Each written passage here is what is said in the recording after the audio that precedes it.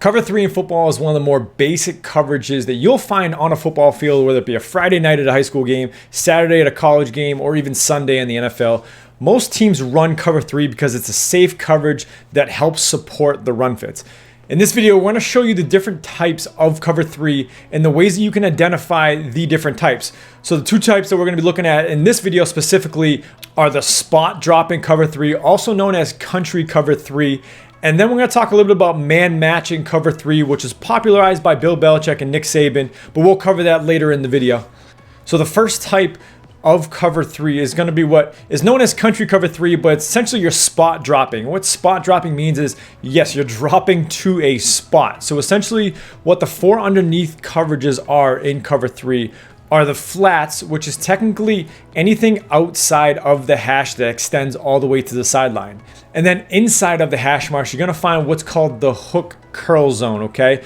It's where all the hook and the curl routes are run by the offense. This is the zone underneath. So these four underneath defenders are going to split these zones in fourth, covering all the underneath crossing routes, any curl routes, or anything that comes into the zone. Now, when you think of cover three, I want you to think of that last number three, and what we're going to do is split the field into thirds. So three people are going to split 53.3 yards into thirds, and essentially they're all going to cover their deep zones. So the cornerback is going to have one deep zone, the other cornerback is going to have the other deep zone, and then that single high safety is going to take the middle of the field. Now, these three deep defenders are responsible for anything that runs deep, whether it be any vertical routes, any post routes, or anything that floods into their zone, they need to take it. Now, what's great about spot dropping cover three is it doesn't take much to teach. You essentially just tell your players to get into an area, and then anyone that enters that area, you just cover them up.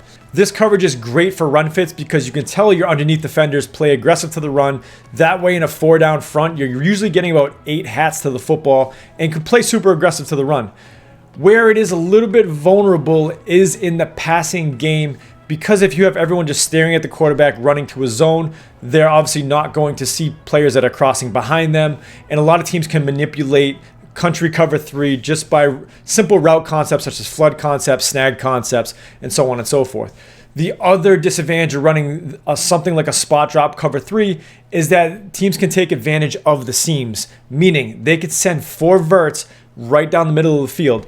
So in cover three, we have 3 deep defenders. If the offense is running 4 vertical routes at us, we obviously are -1 in the pass game. And this is where teams can take advantage of it, especially in the seams running right up the hash marks. Now, it's important to understand that every coverage has its strengths and every coverage has its weakness. Unfortunately for cover three, this is the main weakness, is going right down the seams and putting stress on that single high safety to choose an option. Does he want to cover one receiver? And if he does, obviously the other receiver will be wide open. So what a lot of quarterbacks will do is a look off, they'll stare at one receiver and then come back to the other receiver to complete the pass. Now, to combat all of this, what Bill Belichick and Nick Saban did in their days with the Browns was they started to do what's called pattern matching.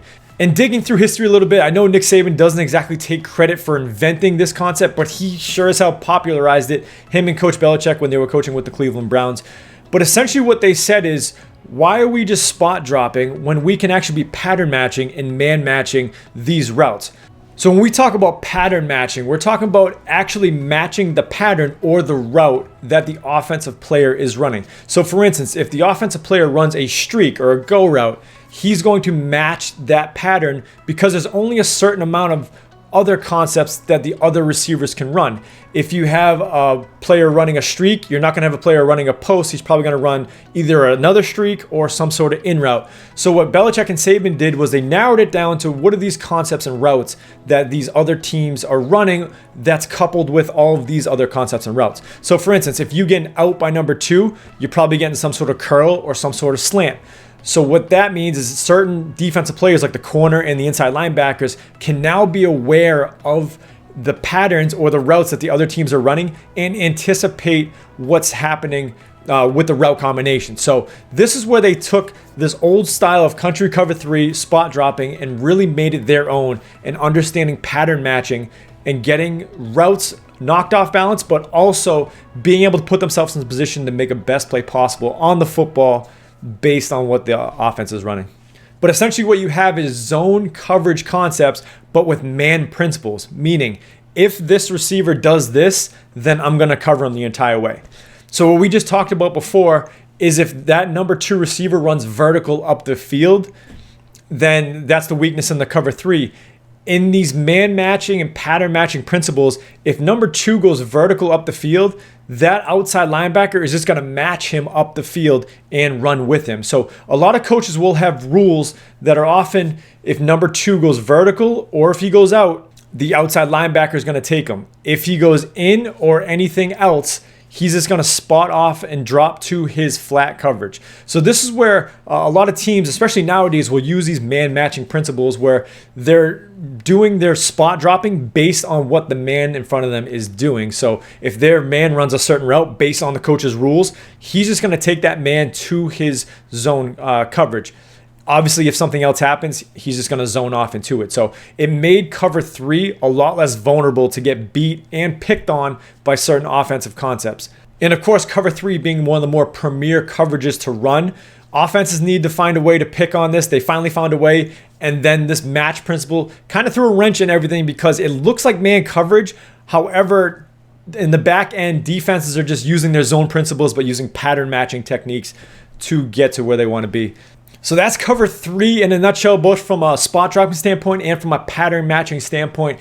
If you do have any questions about this coverage concept, let us know in the comment section below. We're happy to help out as best as we can. Also, be sure to check out victorysports.com. We have a ton of resources there, free templates, books available as well to help you learn the game of football. My name is Coach Chris Haddad. Thanks for watching.